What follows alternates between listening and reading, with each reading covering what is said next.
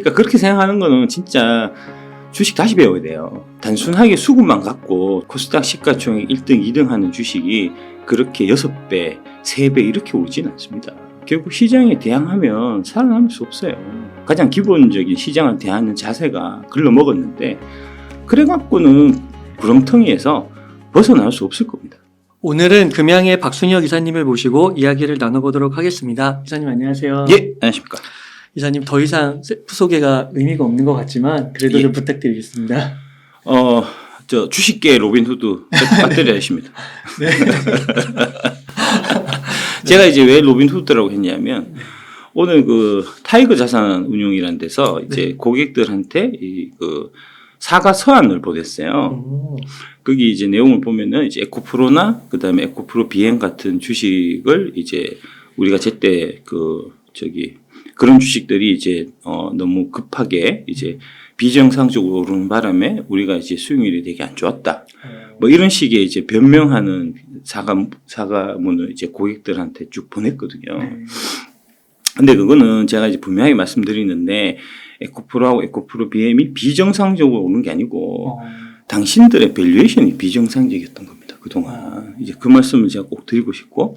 그 다음에 그런 이제 타이거 자산 운용이 주로 이제 그 사모펀드 쪽일 거예요. 네. 이제 롱숏 위주로 하는 이제 롱숏의 명가로 제가 들어서 알고 있는데 그런 이제 사모펀드는 기본적으로 이제 3억 이상만 투자될 수 있는 이제 그런 대상이기 때문에 그 사모펀드의 고객들은 다 부자들이란 말입니다. 근데 이제 그 부자들이 주로 활용하는 타이거 자산 운용 그 펀드가 수익률이 안 좋았다는 거는 그 부자들의 호주머니에서 돈을 털어갖고 제가 이제 가난한 여러분들한테 돈을 나눠드린 형태가 되니까 그래서 제가 증권가의 로빈후드다. 네. 이렇게 말씀드린 겁니다. 그러니까 그 타이거 자산 운용의 예. 주장은 수급이 너무 에코 쪽으로 몰렸다 이런 걸까요? 그러니까 그렇게 생각하는 거는 진짜 주식 다시 배워야 돼요. 예, 주식 처음부터 다시 배워야 됩니다. 예. 단순하게 수급만 갖고 주가가 그 이제 코스닥 시가총액 1등, 2등 하는 주식이 그렇게 6배, 3배 이렇게 오르진 않습니다. 그거는 그 뒷받침에 있는 이제 뭐 다양한 이제 시장의 논리라든지 시대의 변화의 흐름이라든지 그다음에 아까 말씀드렸던 이제 밸류에이션 상에 아주 저평가되어 있던 부분들이 시장의 발굴 기능에 의해서 제대로 가치를 찾아가면서 오른 거지. 그런 형태로 올랐는데 자기가 잘못한 거에 대해서 사과하고 제대로 반성해야지. 그런 식으로 면피하고 내가 계속 옳았다. 너네들이 이상한 놈들이다. 너네들이 주식 사서 올린 개인 투자자들 당신들이 이상한 놈들이다. 라고 얘기하는 거는 주식시장에서 이제 명맥을 오래 이어갈 수 없는 이제 그런 좀 뭐랄까 오만하고 이제 시장에 겸손하지 못한 이제 그런 발언이다라고 제가 말씀드릴 수 있겠습니다. 아, 네. 저도 이제 저도 애널리스트도 해보고 펀드 매니저도 해보고 했지만 결국 시장에 대항하면 살아남을 수 없어요. 그거는 뭐 철칙이거든요. 그러니까 기본적인 펀드 매니저로서 이제 가장 기본적인 시장을 대하는 자세가 글러먹었는데 그래갖고는 구렁텅이에서 벗어날 수 없을 겁니다. 이제 그런 말씀 먼저 좀 드리고 시작하도록 하겠습니다. 그러면요, 이사님 오늘 또 에코프로 BM, 에코프로 HN 실적이 또 나왔잖아요. 예. 그 부분 먼저 한번 이야기해봐도 좋을까요? 예, 그렇게 하시죠. 예. 네. 그래서 제가 이제 뉴스상으로 봤을 때는 굉장히 호실적이다. 이렇게 평가를 하더라고요. 예. 뭐 예를 들면 에코프로 같은 경우는 1분기 영업이익이 거의 1,800억. 예. 매출이 얼마 나왔나요? 예, 매출액은 202%가 늘어난 2조 600억 정도. 2조 600억 정도. 예. 매출은 괜찮게 나온 것 같은데, 네. 영업이익은 조금 좀 이제 제가 생각했었던 것보다는 좀 덜 나온 것 같습니다. 저는 대략 한 10% 정도 이번에도 영업이익이 나오지 않겠나. 영업이익률 기준으로 해서. 네. 그러니까 이제 2조 6천억이면은 대략 한 2조 600억. 2조 600억이면 한 2천억 정도는 영업이익이 나오지 않겠는데, 이제 영업이익은 조금 200억 정도 지금 미달하게 나온 거고요. 에코프로비엠의 경우에도 그거는 좀 마찬가지인 것 같더라고요. 매출액은 2조가 넘었죠. 예, 2조 2조인데, 2조 100억인데, 이제 영업이익은 1,073억이니까, 그러면은 대략해서 이제 한 5%, 5.5% 정도밖에, 5.4% 이 정도밖에 안 되는 거니까, 그러면은 영업이익률 측면에서는 되게 덜 나온 거예요.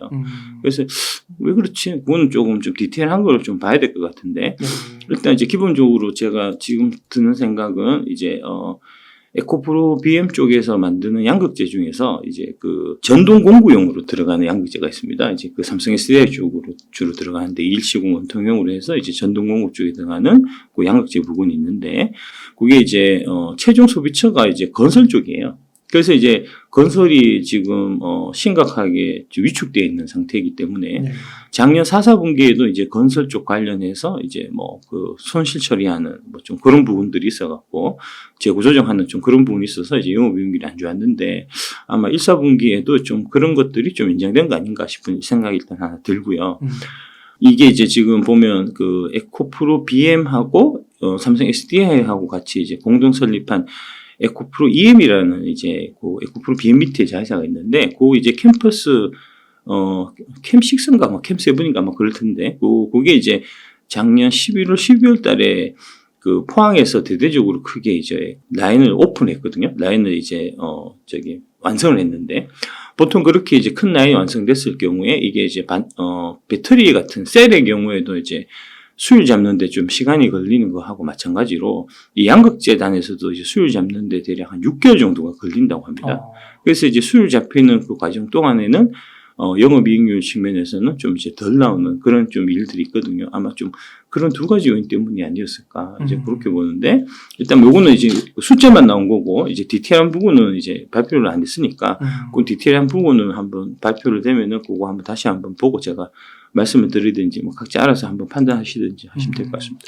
이게 보통 실적이 나온 다음에 예. 좋은 실적이 나오면 주가가 하락하는 경우 반도체를 통해서 저희가 많이 경험했던 것 같은데 그래도 오늘 주가는 전일 종가 대비 에코프로는 6.51%가 올랐고 예. 76만 원입니다. 와, 예. 엄청나고요. 에코프로 BM은 그래도 한 0.68%또 올라서 예. 약 30만 원, 29만 5천 원 예. 정도까지는 그래도 갔네요. 예. 그러니까 원래 같으면 떨어졌을 겁니다. 네. 예, 원래 같으면 원래 이제 뭐 그동안 이제 호실적이 나올 거라는 얘기가 많이 있었기 때문에 그런 이제 생각했었던 호실적까지는 아닌 형태의 실적이기 때문에 원래는 좀 떨어졌어야 정상인데 지금 수급 상황 자체가 공매도 친 그 기관들이 되게 코너에 좀 몰려 있는 상태여갖고 그런 부분들이 좀 많이 반영된 거 아닌가 싶습니다. 그러니까 아까 말씀드렸던 이제 타이거 자산운용 케이스를 제가 말씀드렸는데 좀 그런 부분들이 많이 좀 작용하고 있는 거 아닌가 싶습니다.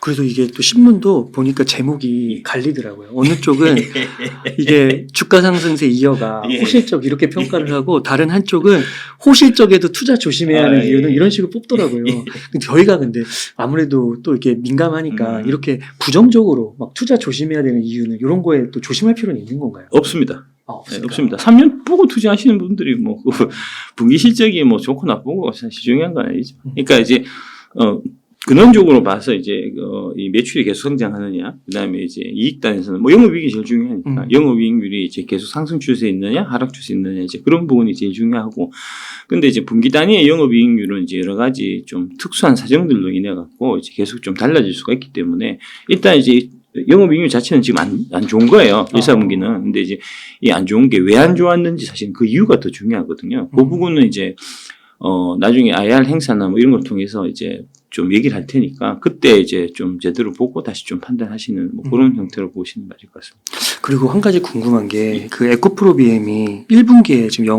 매출이 2조 정도 나왔는데요. 예. 그럼 2분기, 3분기, 4분기로 갈수록 이거는 계속해서 늘어나는 겁니다. 늘어날까요? 예, 예.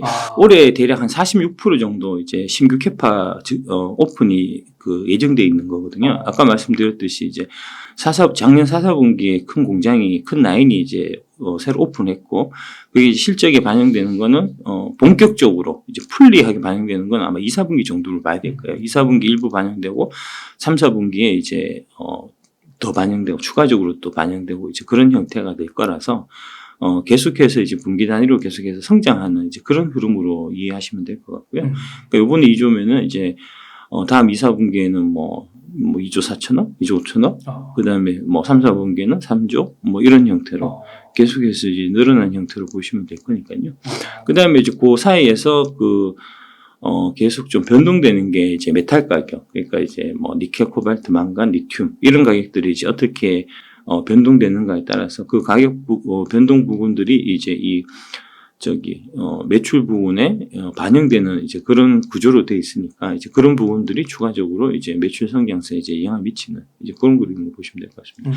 근데 이제 항상 제가 말씀드리는 거는 좀 대국적으로 투자를 해야 돼요. 네. 그러니까 너무 이제 분기 실적 이것만 예년해갖고 실적 나빠지고 좋아지고 이거는 사실 여의도 이제 기관들이나 좀 그게 중요한 이제 그런 팩트지. 뭐 2, 3년 최소 3년 이상 갖고 가는 이제 개인 투자자들 입장에서는 뭐 그렇게 큰 의미가 있는 건 아닙니다. 네.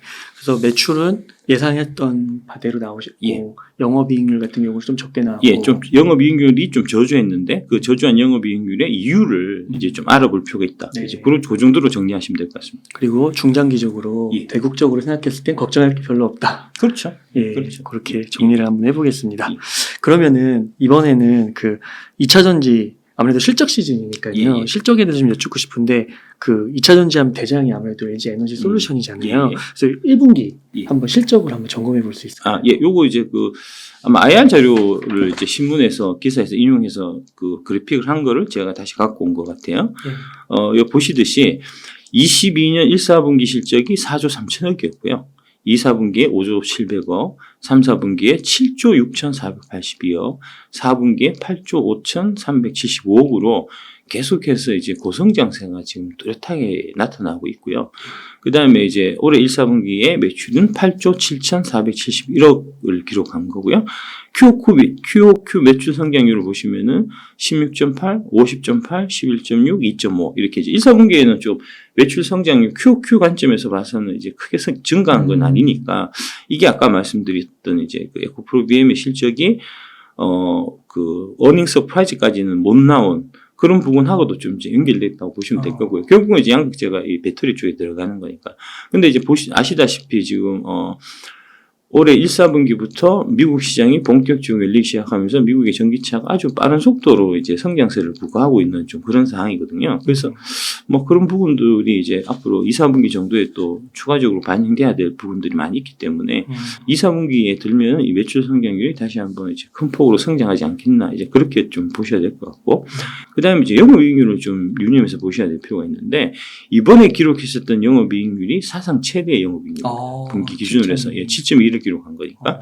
근데 이제 요거는 요 7.2%에는 이제 그 1,000억 원 정도 되는 이제 AMPC 세액공제 부분이 들어가 있어요. 그래서 이제 그거를 발라내고 보면은 6.1%거든요. 그러니까 6.1%라도 이제 되게 뭐랄까 영업이익률 자체는 이제 좀 높은 편이고요. 사상 최대치는 아니지만 되게 높은 편이고 이게 보면은 이제 6.0, 3.9, 6.8, 2.8, 6.1 이렇게 왔다 갔다 하거든요. 근데 원래 영업이익률이 이렇게 왔다 갔다 하는 거는 좀 뭐랄까 좀 불안전한 거예요. 근데 이제 이렇게 불안전할 수밖에 없는 거는 이제 LG 에너지 솔루션이 지금 미국의 신규 공장들을 대대적으로 건설하고 있는 상태여서 그 건설 중에서 이제 만들게 되면은 당장은 수율을 잡는 데까지 시간이 좀 걸리기 때문에 이제 그런 부분들이 사실 좀 많이 반영돼 있다라고 보시면 될 거고요. 그래서 이제 사실은 저희 같은 이제 좀 뭐랄까 기관 투자자들, 좀 프로 투자자들은 이런 이제 대규모 설비 투자가 일어나는 기업의 경우에는 이제 이 PER 영업이익보다는 EV EBITDA라고 그래갖고 그게 이제 영업이익에다가 이제 감가상각을 이제 더한 거.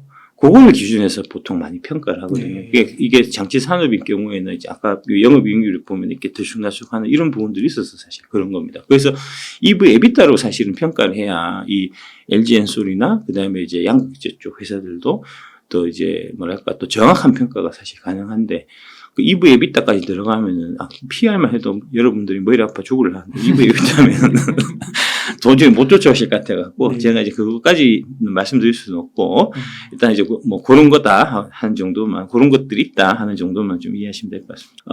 2차 전지 쪽 담당 애널리스트들이 쓴 리포트를 보면은 이제 EV EBITDA 기준으로 해서 싸다 비싸다 EV EBITDA 몇 배다 뭐 이런 얘기들을 많이 할 거예요. 그게 이제 바로 이런 이유 때문에 그렇습니다. 그러니까 EV EBITDA를 보면 지금 여기 보듯이 영업이익이 들쭉날쭉 하잖아요. 근데 EV EBITDA, 그러니까 EBITDA로 보면 영업이익에다가 이제 감가상각비를 더한 형태로 해서 보면 이 들쑥날쑥 하는 이 폭이 훨씬 더 줄어들거든요. 훨씬 이제 기업의 이 설비 투자가 많이 일어나는 이런 장치 산업에 속해 있는 기업의 가치 평가하는 데 있어가지고는 그 부분이 훨씬 더 이제 좀 정확한 모습을 보여주기 때문에 그래서 이제 애널리스트들 리포터는 이제 EV EBITDA 형태로 해서 이제 얘기를 하는 이제 그런 경우가 많고요. 근데 그건 조금 좀 고급 과정이니까 그렇게 좀 고급까지 뭐 지금 당장 하시기에는 조금 무리가 있으실 것 같아서 일단 PR 정도로 해서만 보고 이제 PEG 개념이 지금은 제일 좀 보면 좀 적정하다고 보여요. 이제 제일 좀 판단하시기에 네. 예, 좀 그렇게 보시면 될 것 같고 뭐 아까 말씀 쭉 드린 거긴 하지만 다시 한번 보면은 이제 영업이익률 대충 한 거는 아까 그 이제 수율 문제 말씀드렸고,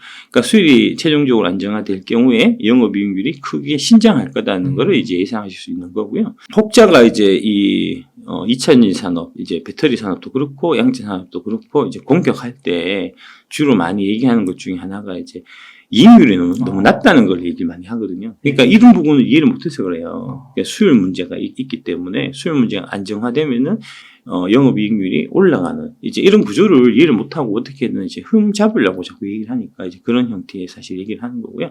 그러니까 영업이익률을 사실 볼 건 아니고 EV EBITDA로 보면 훨씬 좀 클리어하게 보이니까 그건 나중에 좀 수준이 높아서 이제 나중에 제가 말씀드린 걸 하고, 그다음에 이제 1, 4분기 매출 성장률이 한 2.5% 정도니까 이게 이제 좀 계절적 요인이 아니겠나. 그러면은 이제 2, 4분기는 상승을 기대할 수 있는 이제 그런 거고, 그다음에 제가 꼭 말씀드리고 싶은 게 역시 증권사 실적 추정은 엉터리고 개판 5분 전이다. 예, 이게 이제 그 네이버 컨센서스를 제가 갖고 온 거예요. 2023년 3월. 이제 예상치가 보시면 8조 7,471억이잖아요. 네. 그러니까 이제 그 실제치보다 추정치가 미달을 한 거고요. 한 5% 정도 미달한 거죠. 그 다음에 영업이익 기준으로 보면은 4,847억인데 지금 나온 거는 6,332억이니까 이것도 차이가 크게 난 거죠. 30%는 차이. 30%는 차이 난 거죠. 예, 4.5%, 34% 차이가 난 거니까. 이게 이제 이런 형태로 해서 실적 추정 자체가 틀리면 그러면은 그 이후에 밸류에이션 자체도 다 틀리기 때문에 개인 투자자들이 제대로 판단할 수 없는 겁니다, 사실. 그러니까 제가 항상 말씀드리는 게 그 네이버 컨센서스에 나오는 그 실적 추정치, PER 이런 거를 판단 근거로 삼으시면 안 되고 실적 추정 본인이 하셔야 돼요. 왜 그러냐면 당신 돈이잖아요. 와, 어려울 것 같아요. 어렵죠. 네. 어렵죠. 예, 어려운데 해야 됩니다, 사실은. 남은 돈 먹기가 쉽지 않아요. 네. 자꾸 날로 먹으려고 그래, 진짜. 내가 이제 배터리 IC가 8개 정도 딱 지어갖고 그거 사서 돈 버는 거는, 그거는 진짜, 내가 진짜 그 하야와 같은 은혜를 베풀어줘갖고 당신들이 지금 돈 버는 거고, 원래 그렇게 못 벌어요. 그렇게 벌 수가 있습니까? 당연히 공부를 해야죠. 남은 돈 먹는 거 쉬운 거 하나도 없습니다. 주식도 마찬가지예요. 근데 이제 지금 그 코로나 때부터 주식 시작하신 분들이 이게 문제가 그 이제 뭐 대형 프로 이런 데서 이제 뭐 전문가들 하는 사람들이 종목 하나씩 툭툭 던져지는 거, 그거 듣고 와서 사서 그냥 먹고 이게 이제 반복이 되니까 그런 일들이 당연히 계속 있을 거라고 생각하거든요. 그거는 그 사람들이 종목을 잘 찍어줘갖고 당신들이 돈 번 게 아니고 그때 시장이 유독 좋아서 그랬어요. 네.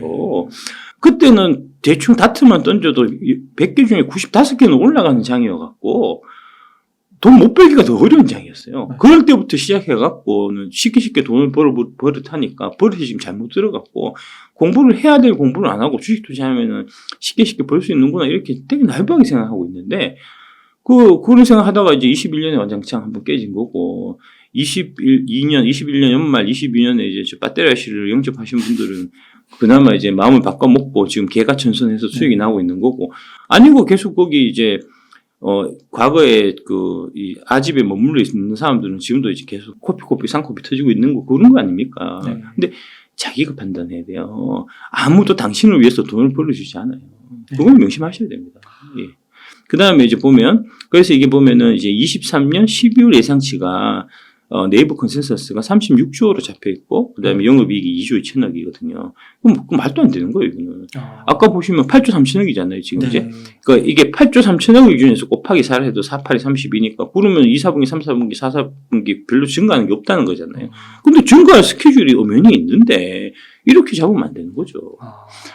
그래서 이제 그런 거고, 그 다음에 매출액 부분만 해도 그렇고, 그 다음에 영업이익이 2조 2,956억에서 플러스 89.1% 증가하는 걸로 돼 있잖아요. 이게 이제 영업이익률 기준에서는 6.4% 이렇게 돼 있는데, 이 23년 실적 추정치가 제가 보기에는 많이 틀린 겁니다. 이게 많이 틀릴 수밖에 없는 실적 추정치라고 생각할 수밖에 없어요.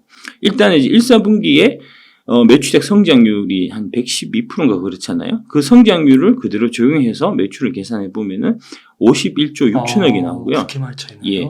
그다음에 이제 영업이익률이 지금 1사분기 7% 나왔었잖아요. 네. 7점 몇 프로니까 그 영업이익률을 그대로 계산해서 하면 영업이익은 3조 7천억이 나옵니다. 와. 그러니까 1조 정도, 1조 4천억 정도 차이 나죠. 예, 예. 4천억. 예.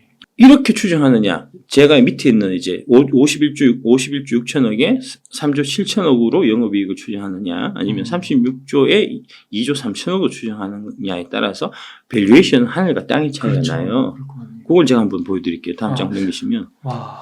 예, 실적 추정이 달라지면은 밸류에이션도 달라지는 겁니다. 이제 정권사 컨센 기준에서 보면 23년 EPS는 6,668원이고요. 그러면은 PR은 87배입니다. 근데 이제 이게 이 101.9% 지금 증가한 걸로 나오거든요. 네, EPS를 컨센서스를 기준해서 계산하면은 그러면 이제 PG가 87에 101.9가 되니까 EPS 성장률 101.9를 하면은 0.85가 되니까 이게 보통 이제 기준이 1 미만이면 저평가되어 있는 구간이다라고 보거든요. 저평가는 저평가입니다. 예. 그래서 컨센서스 기준으로 봐도 저평가인데, 근데 이제 요거는 딱 기억해 보시면 안 되고, 요거는 이제 보통 보면 EPS 성장률 이제 피트 린치 쪽에서 책에서 나온 거니까 피트 린치가 하시는 그 방법은 EPS 성장률을 대략 3년 평균이나 5년 평균을 써요.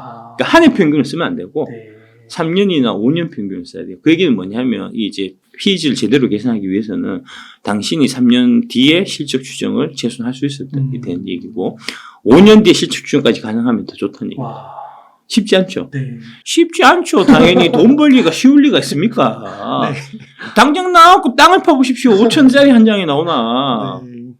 아니, 이 사람들이 주식해갖고 뭐 몇 천만 원, 몇 억 버는 거를 쉽게 생각하니까 그게 쉬울 리가 있냐고. 그러니까 나중에 항상 지나보면 뒤통수 당하고 하는 거죠. 그러니까 이런 부분들은 잘 생각해갖고 사실은 좀 하셔야 되고, 그래서 이제 제가 어스 얼라이언스 쪽하고 이제 좀 협업해갖고 유료 강좌를 제가 열어서 이런 이제 밸류에이션 하는 방법. 거기 나와요? 예. 거기 제가 얘기할 겁니다. 예.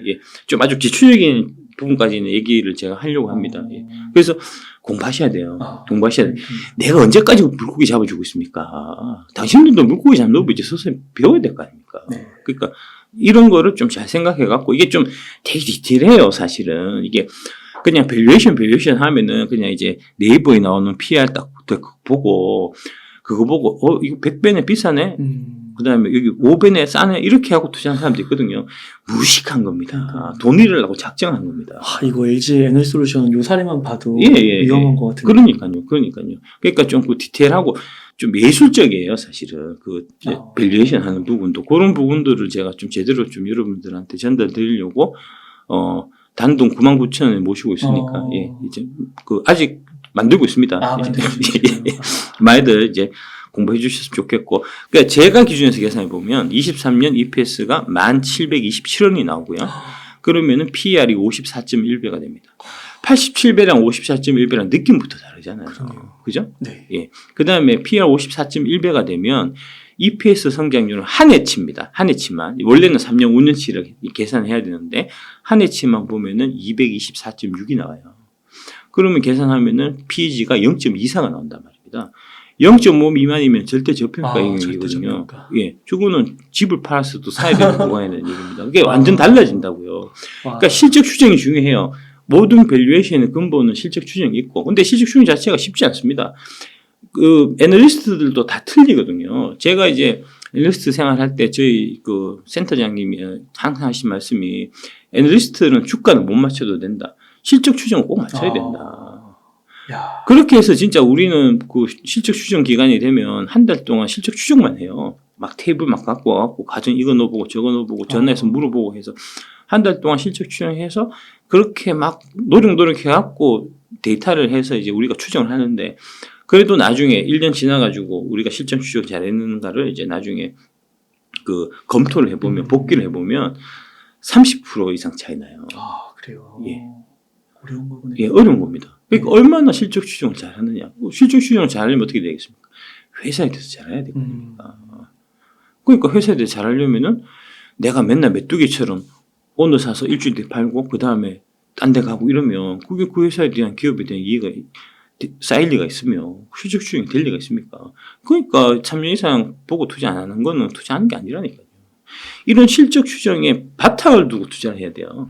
안녕하세요. 여러분들의 기염둥이 배터리 아저씨입니다. 2차전지 주식 투자에서 크게 수익을 지금 거두고 계신 분들은 그 수익을 지키는 방법, 2차전지 투자를 계속 망설였던 분들한테는 2차전지에 어떻게 투자해야 되는지 그런 방법에 대한 강의를 제가 준비를 했고요. 2차전지 주식 전반에 대한 이해, 그 다음에 배터리 IC 종목이 왜 만들어졌는지에 대해서 아실 수 있을 거고, 근본적으로는 이제 주식의 가치 평가하는 방법에 대해서까지 제가 알차게 준비를 해놨으니까 99,000원이 전혀 아깝지 않게 그 돈의 10배, 100배 되는 거를 가져가실 수 있게끔 최선을 다해서 준비하도록 하겠습니다.